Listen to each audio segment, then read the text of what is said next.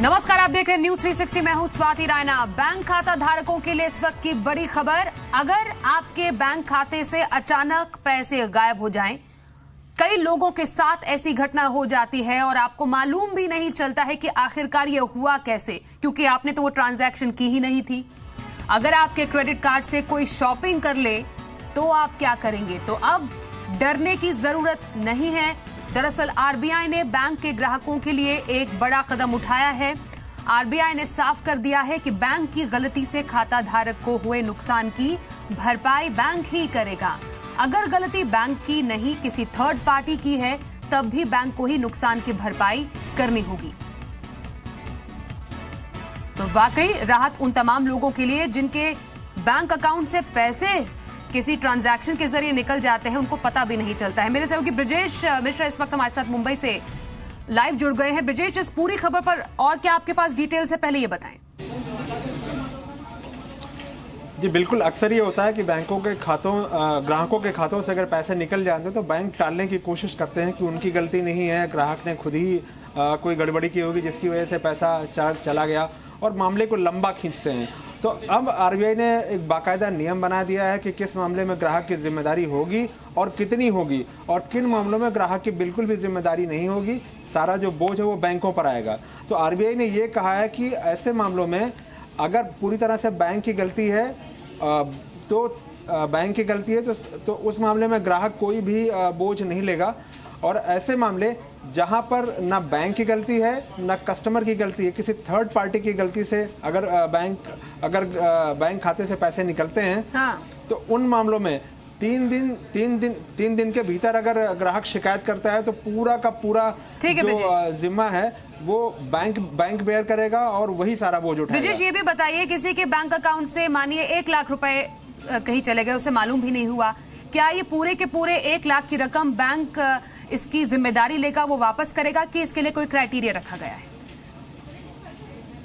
बिल्कुल, अगर ये साबित हो जाए कि ग्राहक की कोई गलती नहीं है और 3 दिन के भीतर ग्राहक शिकायत कर दे तो पूरा का पूरा पैसा जो है ग्राहक को मिलेगा।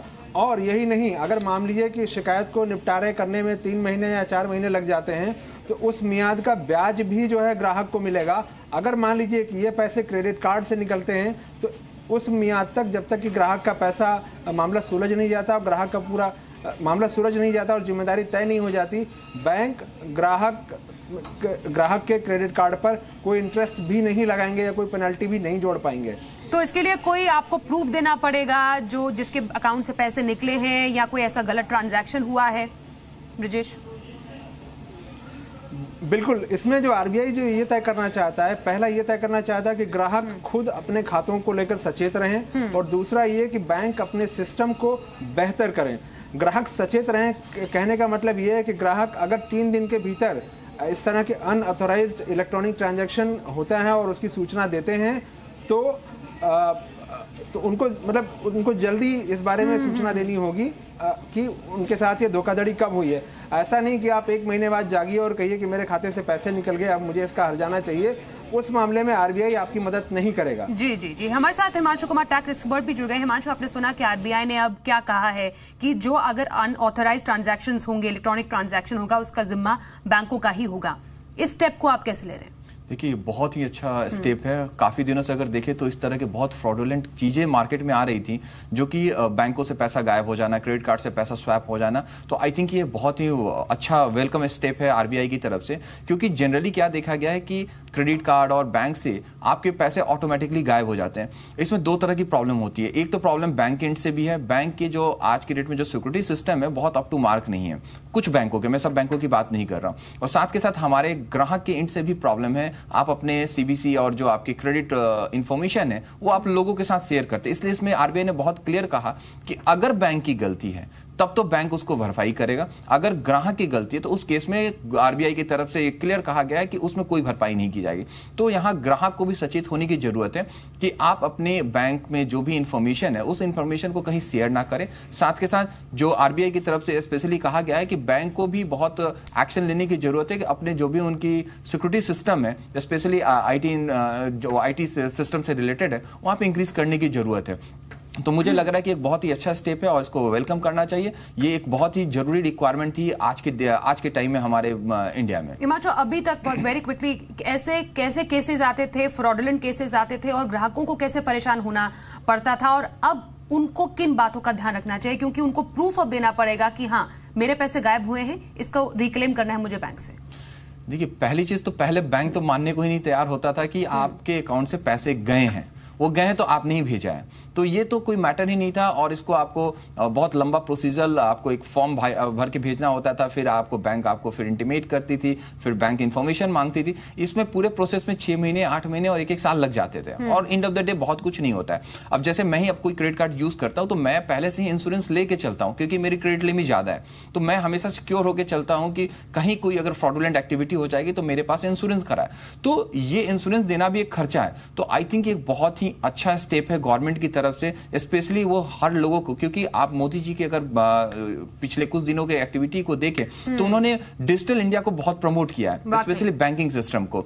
तो अगर हमारा बैंकिंग रोबस्टिक नहीं हुआ तो ये बहुत ही बड़ा प्रॉब्लम हो सकता है, और आज की डेट में आपकी क्रेडिट वर्थिनेस आपके आईटी इंफ्रास्ट्रक्चर से ही पता चलता है। जी बिल्कुल, बहुत बहुत बड़ी खबर, क्योंकि अनऑथराइज्ड ट्रांजैक्शन होता है आपके सिस्टम से, आपके अकाउंट से, तो बैंक जिम्मेदार होगा, ग्राहक की जिम्मेदारी नहीं होगी। थर्ड पार्टी एजेंसी की गलती पर भी जो होगा उसमें ग्राहक की जिम्मेदारी नहीं होगी। हाँ, आपको सचेत रहना है, प्रूफ देना है कि हाँ मेरे अकाउंट से पैसे निकले हैं अनऑथराइज्ड वे में, और उसके बाद आप बैंक में जाके उसे क्लेम कर सकते हैं। बहुत शुक्रिया हिमांशु हमसे इस पूरे बारे में और राय साझा करने के लिए। लेकिन ब्रजेश, आप हमारे साथ बने रहिए, क्योंकि मुंबई से एक और बड़ी खबर आ रही है, क्योंकि मुंबई में घर खरीदारों को राहत मिली है।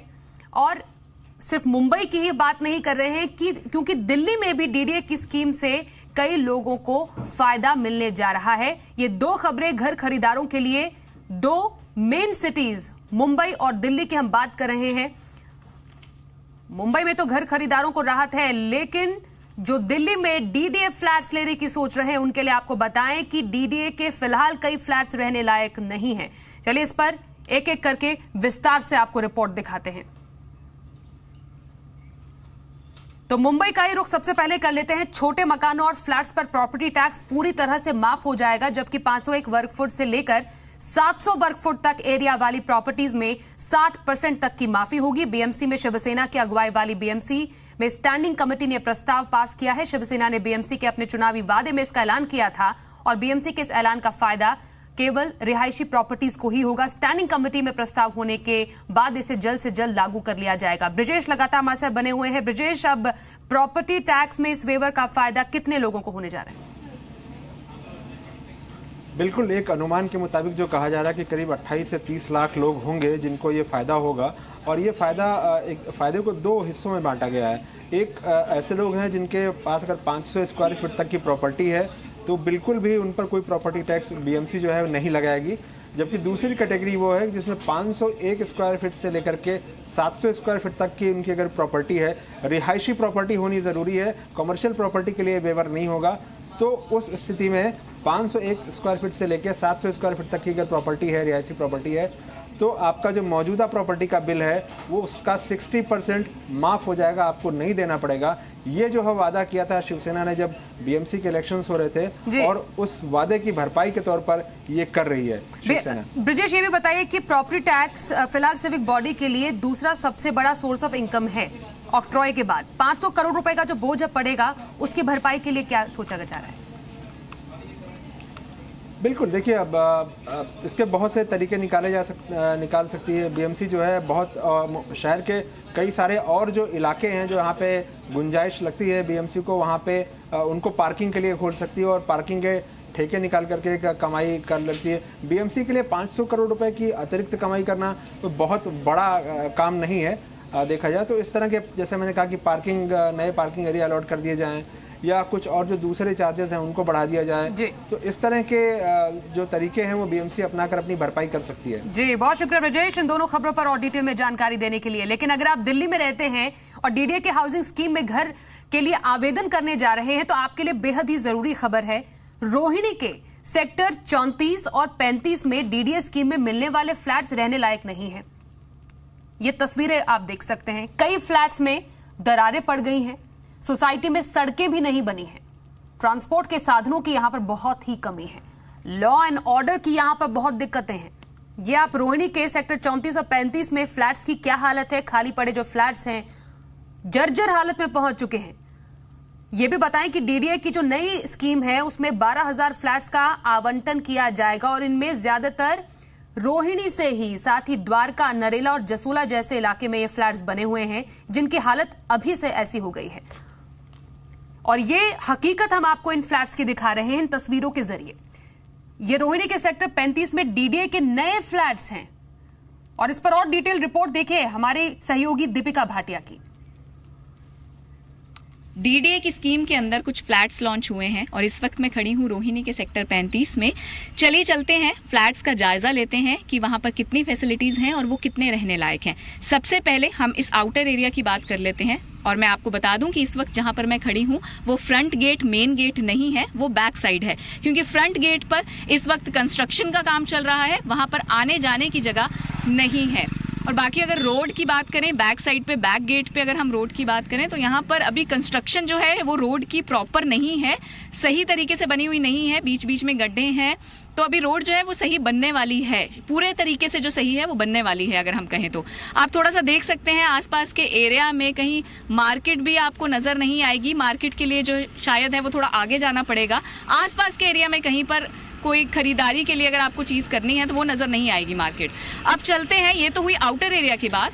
अभी डीडीए के अंदर फ्लैट्स जो बने हैं, जो इस वक्त खाली पड़े हैं, सबसे पहले उनका जायजा लेते हैं कि वो कितने रहने लायक हैं और क्या है वहां के हालात।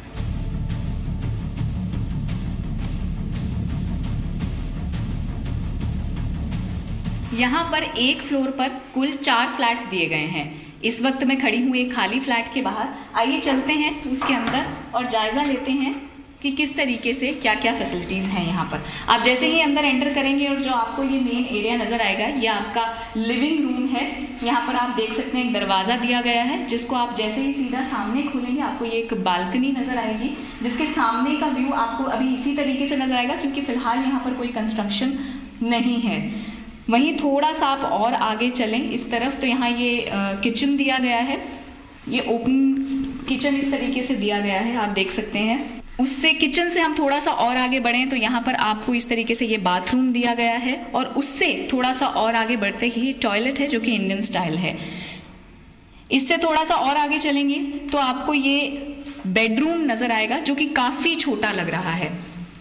ओवरऑल और अगर कंस्ट्रक्शन की बात करें तो यहाँ पर जो है हर कमरे में, फिर वो बेडरूम है, लिविंग रूम है या फिर किचन है या वॉशरूम है, सब जगह पर एक विंडो ज़रूर दी गई है जो कि वेंटिलेशन के लिए दी गई है। कुछ विंडोज़ के यहाँ पर आप देख सकते हैं शीशे जो हैं आपको वो टूटे हुए नज़र आएंगे।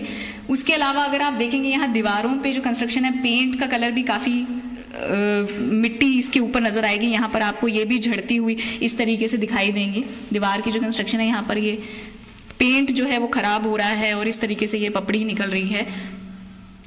यहाँ पर दीवारों पर जाले तो लगे ही आपको नजर आ रहे हैं, उसके साथ ही यहाँ आप देख सकते हैं कि एक लंबी सी एक आपको दरार भी नजर आएगी। ये एक कॉर्नर से दूसरे कॉर्नर तक ये पूरी एक लंबी जो आपको नजर आ रही है ये एक दरार है।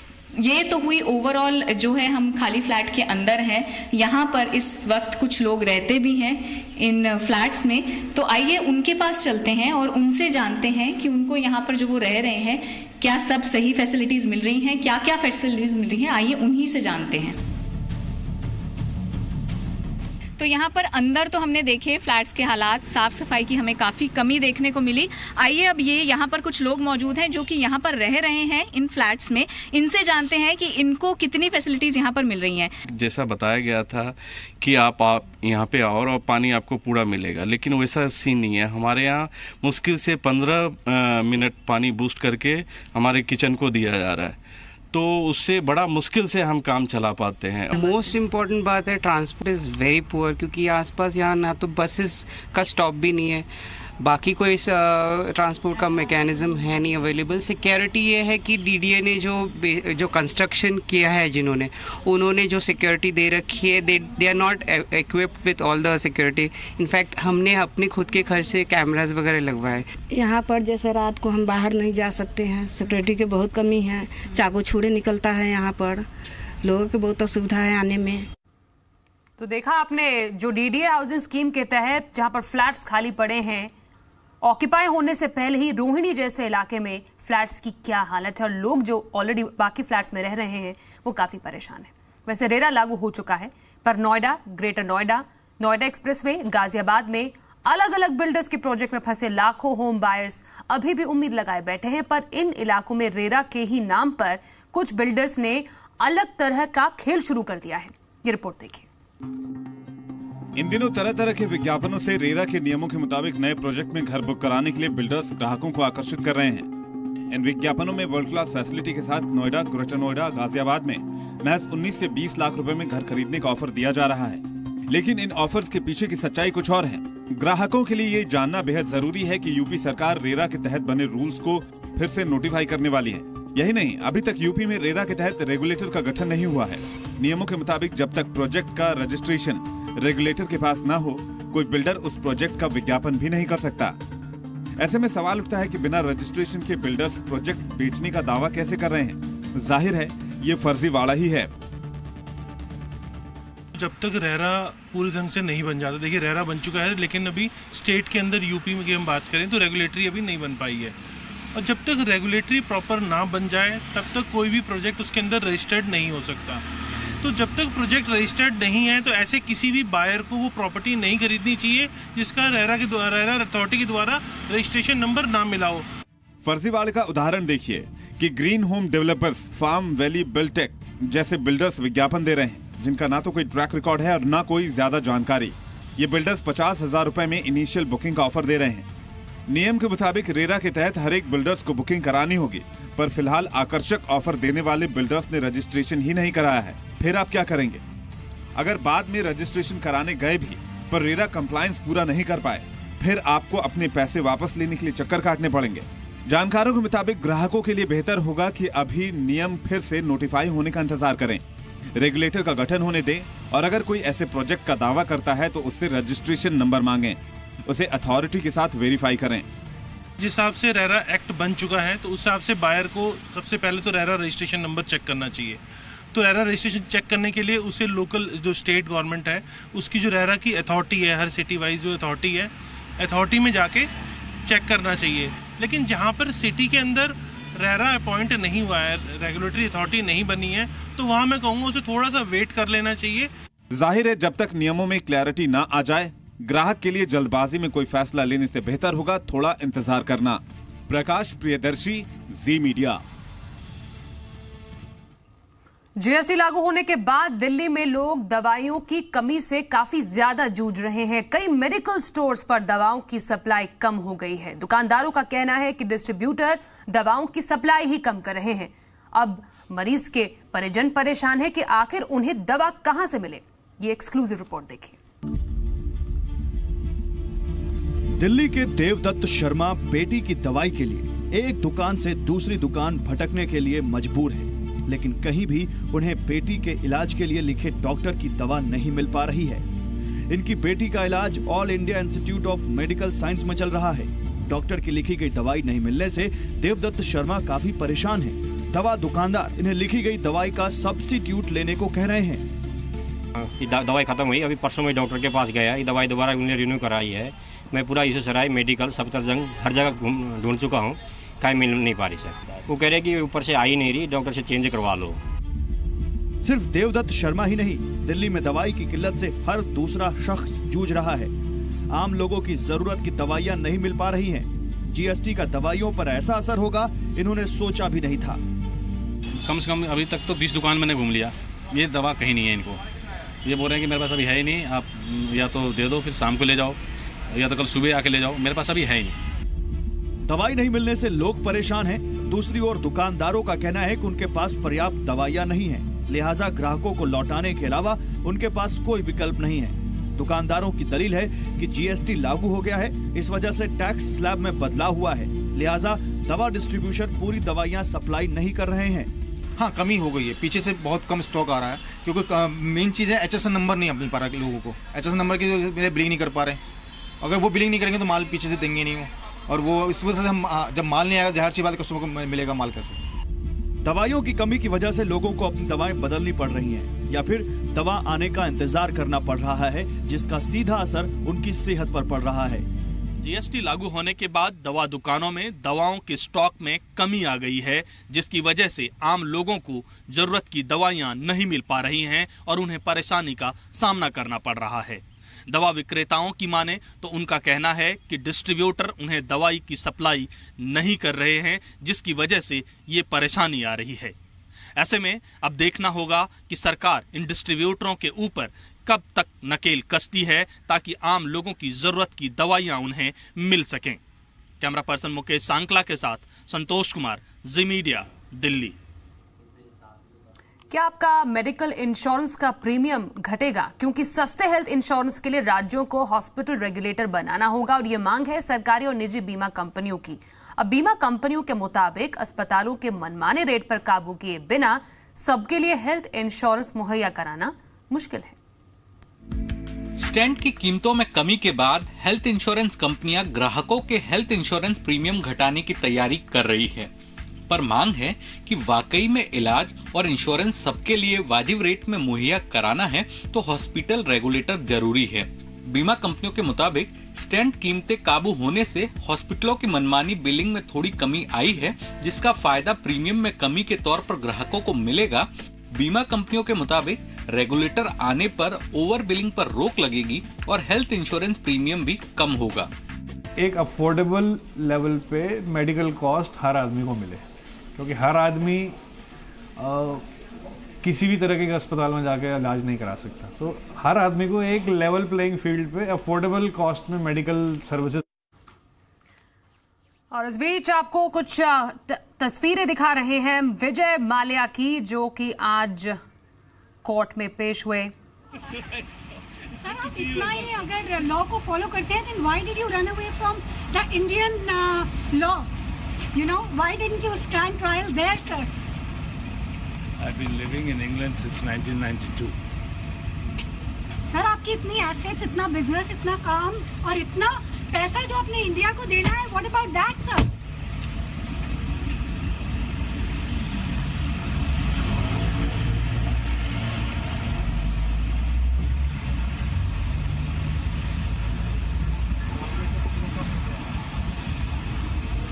ये तस्वीरें आपने देखी विजय माल्या की सीधे लंदन से। आज वेस्टमिंस्टर मजिस्ट्रेट कोर्ट में लंदन में उनकी सुनवाई थी एक्स्ट्राडिशन केस में, और खुद जब उनसे इस पर सवाल पूछा गया कि भारत के में कई बैंकों के पैसे आप पर बकाया है, तो आप क्यों नहीं वहां पर जाकर कोर्ट में पेश हो रहे हैं, तो विजय माल्या ने कोई जवाब नहीं दिया, चुपचाप अपनी गाड़ी में बैठे और वहां से चले गए। चलिए, इसके साथ इस बुलेटिन में बस इतना ही, लेकिन चलिए इससे पहले हम आपको बताएं कि आज जीएसटी की एक पाठशाला हुई, जिसमें सरकार ने एससीजीएसटी और सीजीएसटी पर लोगों का कंफ्यूजन दूर किया। रेवेन्यू सेक्रेटरी हसमुख अढ़िया ने साफ किया कि दूध और चावल, गेहूं जैसे सामान का कारोबार करने वाले कारोबारियों के लिए जीएसटी में रजिस्ट्रेशन जरूरी नहीं है। जीएसटी का जो भी रेट होता है, जो डिसाइड किया है, मान लो किसी आइटम के ऊपर 12% है या 18% है या 5% है, तो उसको एग्जैक्टली दो भाग में अलग किया जाता है। एक पोर्शन जो एसजीएसटी, स्टेट जीएसटी कहलाता है, वो स्टेट गवर्नमेंट को डायरेक्ट जाएगा, इसलिए उसका नाम अलग है, और एक सीजीएसटी जो कि सेंट्रल गवर्नमेंट को जाता है। बिकॉज स्टेट और सेंटर ने मिलकर ये टैक्स बनाया है, इसलिए वहीं एक टैक्स का इक्वल बंटवारा हो रहा है, इसलिए नाम के वास्ते आपको दो टैक्स दिख रहे हैं, एसजीएसटी, सीजीएसटी, बट दोनों का जो टोटल है वो फाइनल जीएसटी का रेट है, जो कि उस आइटम के ऊपर एप्लीकेबल है। तो लोग इसके बारे में कंफ्यूज ना हो। अगर आप ऐसी कमोडिटी का व्यापार कर रहे हैं जो कि एक्सक्लूसिवली एग्जेम्प्ट कैटेगरी में है, फॉर एग्जांपल अनाज, गेहूं, मतलब जो धान्य का आप व्यापार कर रहे हैं जो कि पूरा, या आपका मिल्क का व्यापार है, तो मिल्क भी पूरा एग्जेम्प्ट है, मान लो मिल्क और ऐसी कमोडिटी, और ऐसे अगर पूरी एग्जेम्प्ट कमोडिटी का पूरा व्यापार कर रहे हैं तो फिर आपको जीएसटी का रजिस्ट्रेशन लेने की जरूरत नहीं है। सेंसेक्स रिकॉर्ड स्तरों पर आज बंद हुआ, वहीं निफ्टी भी ऑल टाइम हाई के करीब बंद हुआ। बाजार में आज निचले स्तरों से अच्छी खरीदारी दिखी और इंट्राडे में निफ्टी ने 9700 के स्तर को पार किया। कारोबारी सत्र के आखिरी घंटे में ऊपरी स्तरों में बाजार में मुनाफा वसूली देखने को मिली। मिड कैप, स्मॉल कैप शेयरों ने भी अपनी तेजी गंवाई। सेंसेक्स 124 अंक, निफ्टी 37 अंक की बढ़त के साथ बंद हुए। स्मार्टफोन्स की बात करते हुए हुआवी ने ऑनर 8 प्रो स्मार्टफोन आज लॉन्च कर दिया। इस फोन में 6GB रैम, 128 GB स्टोरेज और 4000 mAh बैटरी है। इसके अलावा Honor 8 Pro के रिटेल बॉक्स को वर्चुअल रियलिटी के अनुभव के लिए गूगल कार्डबोर्ड रीडर की तरह भी इस्तेमाल किया जा सकता है, जिसकी तस्वीरें आप देख सकते हैं और इसकी कीमत 29,999 रुपए है। आज हम बहुत एक्साइटेड है because we launch the most the best flagship phone from us, Honor 8 Pro. It's available on Amazon.in starting from 10th of July. 10th of July is for Prime users and going open on 13th of July. It's available at just $29,999. And the highlight of this phone is it's using the best high-end processor of ours, Kirin 960, which has a full Vulkan API, which gives you 430% extra GPU performance. It has the best A73 cores for clocking 2.4 GHz of speed, and it has 6 plus 128 GB, a dual camera setup at the back, and a beautiful selfie camera in the front, 8 megapixel.